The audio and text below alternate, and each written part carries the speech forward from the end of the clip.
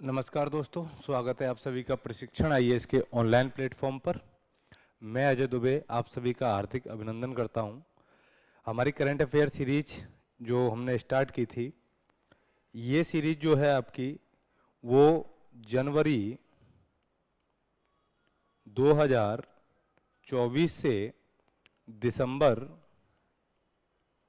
2024 तक की है, जिसमें आपके जितने भी इम्पोर्टेंट एमसीक्यूज हो सकते हैं यूपीएससी के पॉइंट ऑफ व्यू से या पीसीएस के रिगार्डिंग, वो सारे एमसीक्यूज पर यहाँ विस्तार से चर्चा की जाएगी। तो ये आज की हमारी तीसरी क्लास है और इस क्लास के माध्यम से जितने भी इम्पोर्टेंट एमसीक्यूज हैं हम उन पर विस्तार से चर्चा करेंगे। तो देखिए, पहला सवाल है आपका कि हाल ही में जनवरी 2024 में किस देश ने भारत के साथ स्वच्छ हाइड्रोजन जैसे हरित ईंधन में विकास हेतु ग्रीन फ्यूल अलायंस इंडिया के लॉन्च की घोषणा की है। तो देखिए, अभी हाल ही में क्या हुआ है कि स्वच्छ हाइड्रोजन और हरित ईंधन के विकास को बढ़ावा देने के लिए, किसको? स्वच्छ हाइड्रोजन और हरित ईंधन के विकास को बढ़ावा देने के लिए आपकी डेनिश सरकार ने या डेनमार्क सरकार ने क्या किया है, एक घोषणा की है। किसके साथ? भारत के साथ मिलकर के। और ये दोनों देश जो हैं ये ग्रीन फ्यूल अलायंस इंडिया के माध्यम से स्वच्छ हाइड्रोजन व हरित ईंधन ग्रीन फ्यूल, इसको बढ़ावा देने के उद्देश्य से दोनों सरकारों ने अभी एक संधि की थी। और इसका जो राइट आंसर होगा वो क्या हो जाएगा? सी हो जाएगा। अगला सवाल है आपका, 27वें राष्ट्रीय युवा महोत्सव के संदर्भ में निम्नलिखित कथनों पर विचार कीजिए। देखिए, आपको दो स्टेटमेंट दिए गए हैं इस प्रश्न में। पहला स्टेटमेंट है कि इसका आयोजन भोपाल मध्य प्रदेश में किया गया था। दूसरा स्टेटमेंट है कि इस वर्ष के महोत्सव का विषय विकसित भारत एट 2047 है, युवाओं के लिए, युवाओं के द्वारा था। अब आपको इसमें से बताना है कि ये जो राष्ट्रीय युवा महोत्सव है ये क्यों आयोजित किया जाता है। तो एक चीज मैं आपको यही बता दूं कि 12 जनवरी की जो डेट है ना दोस्तों, 12 जनवरी को स्वामी विवेकानंद की जयंती मनाई जाती है। किसकी जयंती मनाई जाती है? स्वामी विवेकानंद। और इन्हीं की जयंती के आधार पर ही हर साल 12 जनवरी को राष्ट्रीय युवा दिवस सेलिब्रेट किया जाता है। क्या सेलिब्रेट किया जाता है? राष्ट्रीय युवा दिवस। तो 2024 के जनवरी में 12 जनवरी से लेकर के, कब से? 12 जनवरी से 16 जनवरी के बीच में आपका युवा राष्ट्रीय महोत्सव का आयोजन किया गया था। और ये आयोजन आपका महाराष्ट्र के नासिक में किया गया था। कहां पर किया गया था? महाराष्ट्र के नासिक में किया गया था। या ये कह सकते हैं कि इस महोत्सव की जो मेजबानी की थी वो किसने की थी? महाराष्ट्र ने की थी, और महाराष्ट्र के नासिक में। तो पहला स्टेटमेंट हमारा यहां पर क्या हो जाता है? रॉन्ग हो जाता है। तो बचा आपका दूसरा। तो दूसरे स्टेटमेंट में इसकी थीम दी हुई है, और इस थीम क्या थी इसकी? विकसित भारत एट 2047, युवाओं के लिए, युवाओं के द्वारा। ठीक है, तो ये याद रखना, ये सेकंड स्टेटमेंट हमारा राइट है। तो केवल इसमें जो क्वेश्चन पूछा गया है कि वो क्या है कि कौन सा या कौन से कथन सही हैं, तो इसमें आपका केवल दो स्टेटमेंट क्या हो जाएगा? सही हो जाएगा। क्लियर है यहां तक? उसके बाद नेक्स्ट क्वेश्चन क्या है? हेनले पासपोर्ट इंडेक्स 2024 के संदर्भ में निम्नलिखित कथनों पर विचार कीजिए। पहली बात तो ये देख लीजिए कि हेनले पासपोर्ट इंडेक्स जो है, ये इंडेक्स पासपोर्ट धारक को कितने देशों में यात्रा स्वतंत्रता दी जाती है। यानी कि अगर कोई व्यक्ति किसी देश का पासपोर्ट धारक है तो वो कितने देशों में विदाउट वीजा या वीजा ऑन अराइवल,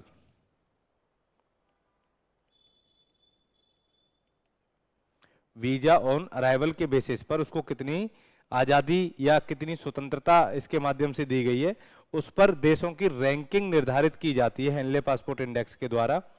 तो इसमें देख लेते हैं कि कौन कौन से देश जो हैं पहले स्थान पर हैं, कौन से दूसरे स्थान पर हैं, अंतिम में कौन है। तो क्वेश्चन के जो स्टेटमेंट है वो क्या है कि फ्रांस, जर्मनी, इटली, जापान और सिंगापुर और स्पेन संयुक्त रूप से रैंकिंग में शीर्ष स्थान पर हैं। यानी कि ये वो देश हैं जिनके नागरिकों को 194 देशों में, कितने देशों में, 194 देशों में विदाउट वीजा के घूमने का अधिकार प्राप्त है। ठीक है, इसके बाद में अगर हम ये देखें कि भाई अंतिम स्थान पर कौन सा देश है, तो आपको ये पॉइंट भी याद रखना है कि सबसे लास्ट रैंकिंग जो है वो अफगानिस्तान को मिली है। किसको मिली है? अफगानिस्तान को मिली है। और अफगानिस्तान के जो नागरिक हैं वो केवल 28 देशों में बिना वीजा के घूम सकते हैं। और भारत की जो रैंकिंग थी, इसमें भारत की रैंकिंग वो 80 थी 2024 में, और भारत के लगभग 62 जो नागरिक हैं वो 62 देशों में बिना वीजा के ट्रैवल कर सकते हैं। तो ये इसके बारे में कुछ इंपॉर्टेंट फैक्ट्स थे। और तो इस सूचकांक में 62 देशों में वीजा मुफ्त पहुंच के साथ भारत 80वें स्थान पर है। तो दोनों ही स्टेटमेंट इसमें हमारे सही हैं, 1 और 2 दोनों, इसलिए आंसर क्या हो जाएगा इसका? डी सही हो जाएगा। ठीक है, अगला सवाल क्या है आपका? अगला सवाल है कि निम्नलिखित कथनों पर विचार कीजिए। कौशल विकास से संबंधित क्वेश्चन पूछा गया है आपका यहां पर। निम्नलिखित कथनों पर विचार कीजिए। तो कौशल विकास मंत्रालय देश भर के दिव्यांग उद्यमियों और कारीगरों के उत्पादों और शिल्प कौशल का प्रदर्शन करते हुए दिव्य कला मेले का आयोजन करता है। इस श्रृंखला का 13वां दिव्य कला मेला गोरखपुर में आयोजित किया गया था। यहां पर बताना है कि कौन सा या कौन से स्टेटमेंट सही है। तो देखिए, पहली चीज तो ये याद रखिए कि कौशल विकास मंत्रालय दिव्य कला महोत्सव का आयोजन नहीं करता है, दिव्य कला मेला। तो इसका जो आयोजन करता है वो सामाजिक न्याय एवं अधिकारिता मंत्रालय करता है। सामाजिक न्याय एवं अधिकारिता मंत्रालय के द्वारा दिव्यांग उद्यमियों के लिए हर साल दिव्य कला मेले का आयोजन किया जाता है। ठीक है, तो इस बार का जो ये मेला था वो गोरखपुर में नहीं बल्कि नागपुर में आयोजित किया गया था। नागपुर महाराष्ट्र में इसका आयोजन किया गया, और इसकी डेट जो थी वो 12 जनवरी से 21 जनवरी तक ये मेले का आयोजन किया गया। इस मेले का उद्देश्य है कि जितने भी हमारे हैंडीक्राफ्ट कारीगर हैं या जितने भी मिस्त्री हैं, तो उन लोगों के प्रदर्शन को दिखाता है, उनको एक प्लेटफॉर्म प्रोवाइड कराता है ये। ठीक है, तो इसका जो राइट आंसर होगा वो हो जाएगा ना तो 1 और ना ही 2। अगला सवाल क्या है आपका? अगला सवाल है कि आयुष्मान भारत प्रधानमंत्री जन आरोग्य योजना के संदर्भ में निम्नलिखित कथनों पर विचार कीजिए। तो आयुष्मान भारत प्रधानमंत्री जन आरोग्य योजना के बारे में क्वेश्चन पूछा गया है यहाँ पर। तो उसमें क्या है, 2 स्टेटमेंट दे रखे हैं जिनमें से पूछा है कि कौन सा या कौन से सही स्टेटमेंट हैं। तो पहला है, यह योजना गरीब परिवारों को वार्षिक तौर पर 5 लाख रुपए का स्वास्थ्य खर्च प्रदान करती है। इस योजना का शुभारंभ वर्ष 2019 में किया गया था। ठीक है, तो देखिए, पहली चीज तो ये याद रखिए कि ये जो योजना है आपकी, अभी तक लगभग 30 करोड़ नागरिकों को आयुष्मान कार्ड जारी किए जा चुके हैं। कितने लोगों को आयुष्मान कार्ड जारी हो चुका है? 30 करोड़ के आसपास। ठीक है, दूसरा है कि यह योजना गरीब परिवारों को वार्षिक तौर पर 5 लाख रुपए का स्वास्थ्य खर्च प्रदान करती है। तो ये स्टेटमेंट भी आपका क्या है? सही है। इस योजना के तहत प्रतिवर्ष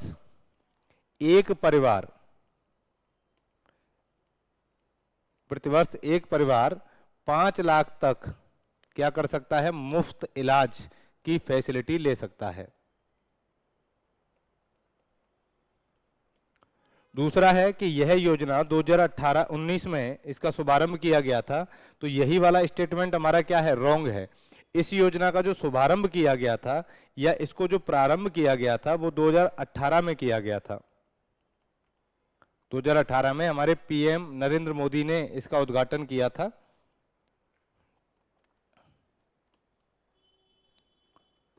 ठीक है, तो ये इसका जो राइट आंसर होगा वो केवल डी हो जाएगा। तो हमारा ऑप्शन केवल एक ही इसमें सही था। एक second,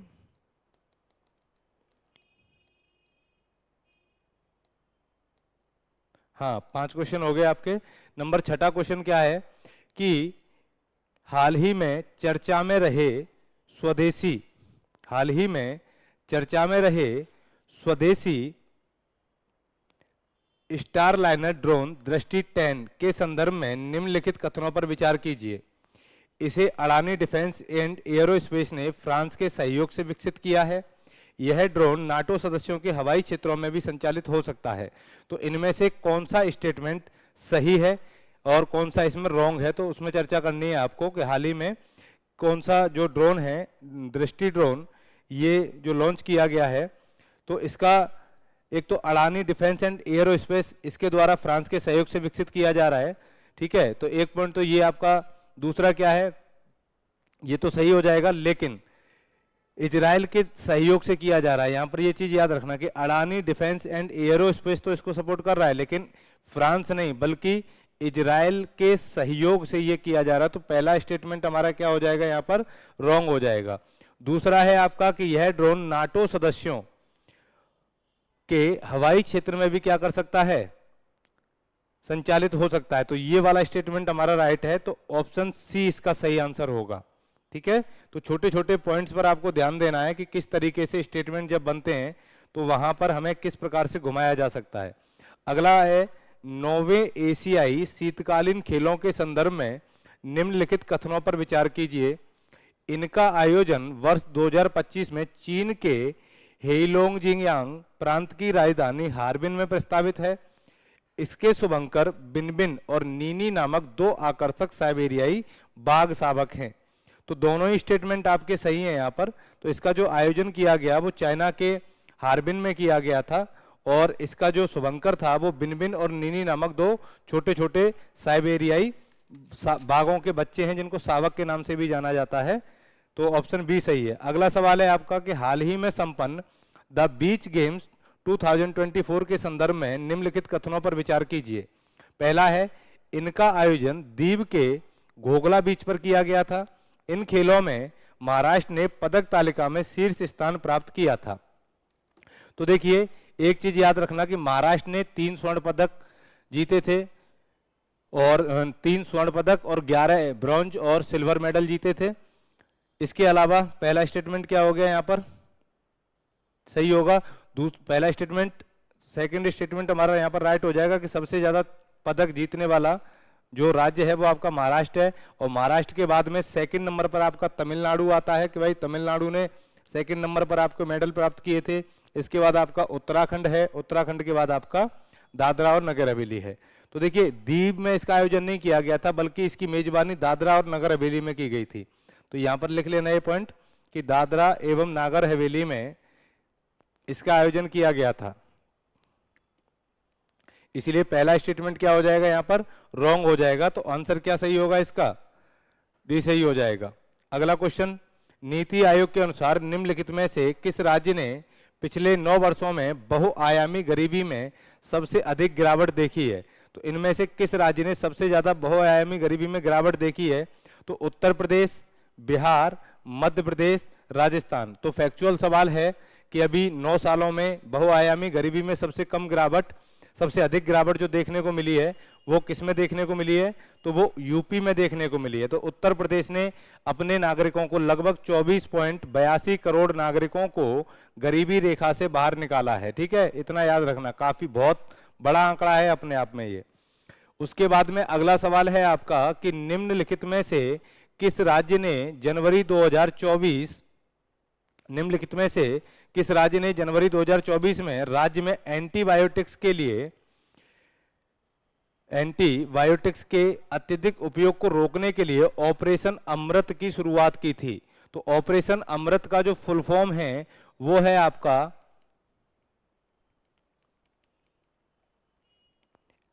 anti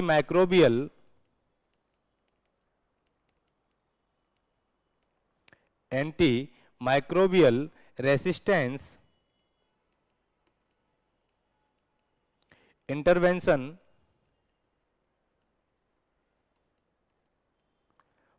for total health. ठीक है, तो ये ऑपरेशन हेल्थ अमृत है आपका। इसकी जो शुरुआत की है वो केरल राज्य ने की है, इतना याद रहेगा आपको। अगला सवाल, हाल ही में किस देश ने रहस्यमय क्षणिक घटनाओं का निरीक्षण के लिए आइंस्टीन प्रोब नामक खगोलीय उपग्रह को अंतरिक्ष में भेजा है? चाइना, संयुक्त राज्य अमेरिका, फ्रांस या रसिया? तो अभी हाल ही में खगोलीय उपग्रह जो चाइना ने लॉन्च किया उसका नाम क्या है? Einstein probe. तो ऑप्शन क्या सही होगा इसमें? आपका ए सही हो जाएगा। अगला सवाल क्या है? अगला सवाल है कि आदिवासी आजीविका की स्थिति रिपोर्ट 2022 के संदर्भ में निम्नलिखित कथनों पर विचार कीजिए। इसे जनजातीय मामलों के मंत्रालय भारत सरकार द्वारा जारी किया गया है। दूसरा, इस रिपोर्ट का उद्देश्य भारत के मध्य भूभाग की अनुसूचित जनजातियों की आजीविका की स्थिति को समझना है।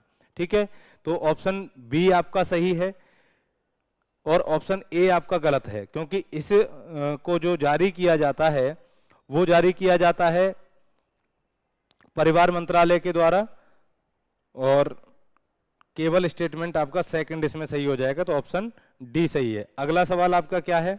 अगला सवाल है fertilising the futures Bharat march towards fertiliser self sufficiency नामक पुस्तक के लेखक कौन है?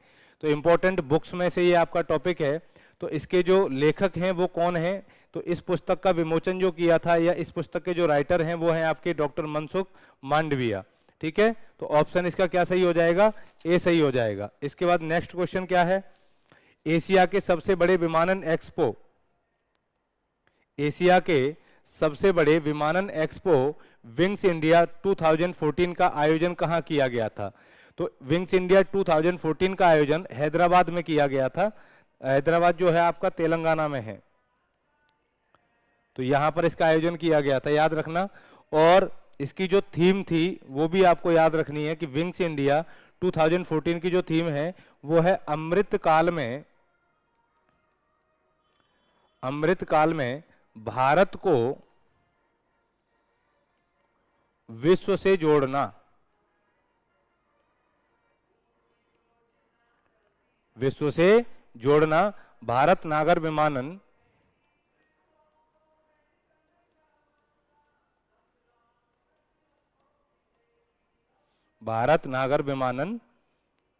एट 2047 के लिए मंच तैयार करना, ये इसकी थीम थी।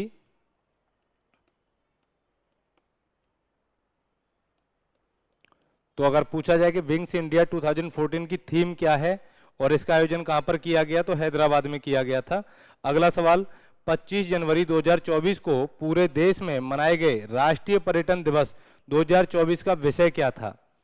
तो इसका विषय पूछा गया है sustainable tourism for a better future, connecting cultures creating opportunities, या सस्टेनेबल जर्नी टाइमलेस मेमोरीज, या रीडिस्कवर योर ओन बैकयार्ड। तो देखिए इसकी जो थीम थी या इसका जो विषय था वो क्या था? Sustainable journey timeless memories. Clear है? इसके बाद अगला सवाल क्या है आपका? ग्लोबल फायर पावर द्वारा जारी मिलिट्री स्ट्रेंथ रैंकिंग रिपोर्ट 2024 के संदर्भ में निम्नलिखित कथनों पर विचार कीजिए। तो पहला है, इस रैंकिंग में अमेरिका शीर्ष स्थान पर है, उसके बाद रूस और चीन दूसरे और तीसरे स्थान पर हैं। इस रैंकिंग में भारत ने विश्व स्तर पर चौथी सबसे शक्तिशाली सेना के रूप में अपना स्थान प्राप्त किया है। तो ये दोनों ही स्टेटमेंट यहां पर सही हैं। तो देखिए फर्स्ट रैंक जो मिली है आपकी वो अमेरिका को मिली है, सेकंड रैंक जो है वो आपके रसिया को है, और थर्ड रैंक चाइना को, और फोर्थ रैंक आपके इंडिया को मिली है। तो इनकी जो मिलिट्री स्ट्रेंथ है ये टॉप 4 कंट्रीज हैं। इसके बाद अगर हम अपने पड़ोसी देश पाकिस्तान की बात करते हैं तो पाकिस्तान इस रैंकिंग में 9वें पायदान पर है, तो इसको 9th रैंकिंग मिली है। इसके बाद इटली को 10वीं रैंकिंग मिली है। ठीक है, तो ये चीजें आपको याद रखनी है।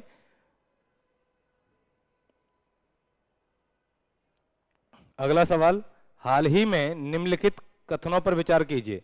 तो देखिए, हाल ही में विश्व स्वास्थ्य संगठन ने केप वर्दे गणराज्य को मलेरिया मुक्त देश घोषित किया है। ठीक है। दूसरा, भारत को विश्व स्वास्थ्य संगठन द्वारा वर्ष 2014 में मलेरिया मुक्त प्रमाणित किया गया था। तो इनमें से कौन सा सही है? तो भारत को कब किया गया, ये डेट आपको याद रखनी है, और अभी हाल ही में किसको किया गया है ये भी आपको याद रखना है। तो इसमें केवल भारत नहीं है, तो एक चीज याद रखिए कि ऑप्शन जो ए है हमारा वही सही होगा, ये वाला स्टेटमेंट रॉन्ग हो जाएगा, क्योंकि भारत को मलेरिया मुक्त घोषित नहीं किया गया है। तो अफ्रीका में अभी तक मलेरिया मुक्त होने वाला ये तीसरा देश बन गया है। ठीक है, तो पहला था मॉरिशस और दूसरा था अल्जीरिया, और अल्जीरिया के बाद में तीसरा देश केप वर्दे गणराज्य हो जाएगा। तो अफ्रीका में अभी तक 3 देशों को मलेरिया मुक्त घोषित किया गया है। इसके बाद नेक्स्ट क्वेश्चन क्या है आपका, 2023 ASER सर्वेक्षण के संदर्भ में निम्नलिखित कथनों पर विचार कीजिए। तो यह सर्वेक्षण ग्रामीण भारतीय बच्चों के शैक्षिक और सीखने के स्तर के लिए विश्वसनीय अनुमान प्रदान करता है। इसे नीति आयोग के द्वारा जारी किया जाता है। तो देखिए, यह ग्रामीण भारतीय बच्चों के शैक्षिक और सीखने के स्तर के लिए क्या करता है, अनुमान प्रदान करता है। दूसरा, इसे नीति आयोग के द्वारा जारी किया जाता है, ये भी चीज याद रखना। ठीक है, तो दोनों ही पॉइंट इसमें हमारे क्या हो जाएंगे, सही हो जाएंगे। तो ऑप्शन 1 और 2 दोनों सही हैं। अगला सवाल, हाल ही में किस राज्य में 9वें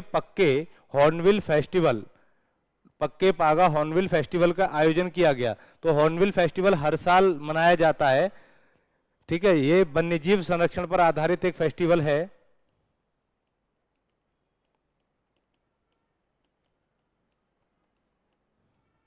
तो कहां पर मनाया जाता है ये? अरुणाचल प्रदेश में सेलिब्रेट किया जाता है इसको। ठीक है, ये आपको याद रखना है। अगला क्वेश्चन और last question, wings India award 2024 के संदर्भ में निम्नलिखित कथनों पर विचार कीजिए। इस पुरस्कारों में विस्तारा को सर्वश्रेष्ठ एयरलाइन का पुरस्कार दिया गया, एक तो ये पॉइंट है आपका।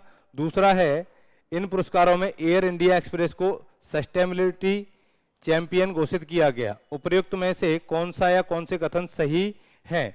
तो इनमें सबसे जो टॉप पे जो पुरस्कार मिला वो एयर इंडिया को सस्टेनेबिलिटी वाला पुरस्कार दिया गया, और जो विस्तारा है उसको सर्वश्रेष्ठ एयरलाइन का पुरस्कार दिया गया। तो हमारे ऑप्शन दोनों ही सही होंगे इसमें, 1 और 2 दोनों।